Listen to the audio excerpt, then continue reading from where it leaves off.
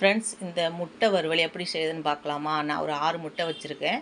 அது எல்லாத்தையும் எடுத்து இந்த மாதிரி பாதி பாதியாக வெட்டி எடுத்துக்கலாம். இப்போ வந்து பொறுமையாக வெட்டணும், இல்லாட்டி மஞ்சள் கருவு எடுத்துகிட்டு வந்துடும். இப்போ எல்லாத்தையும் இந்த மாதிரி வெட்டி வச்சுக்கலாம். இப்போ வந்து எல்லா முட்டை மேலேயும் மஞ்சத்தூள் தூவிக்கலாம்.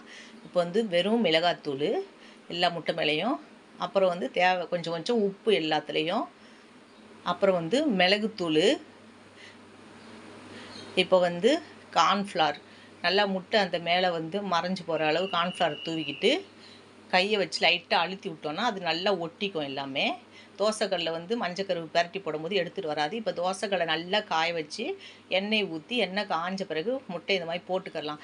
தோசைக்கல் நல்லா காயணும், இல்லாட்டி முட்டை வந்து பிடிக்க ஆரம்பிச்சிரும். இப்போ கொஞ்சம் எண்ணெய் விட்டுக்கலாம். ஒரு 10 நிமிஷம் ஆன பிறகு பெரட்டி பார்த்தா நல்லா வெந்துடும். பெரட்டி விட்டுட்டு தோசை கரண்டியை வச்சு இந்த மாதிரி அழுத்தி விட்டோன்னா பின்பக்கம் வந்து இந்த எண்ணெய்லாம் சார்ந்து மசாலாலாம் சார்ந்துடும். இதே போல் நீங்களும் செஞ்சு பாருங்கள், சூப்பராக இருக்கும். பாய்.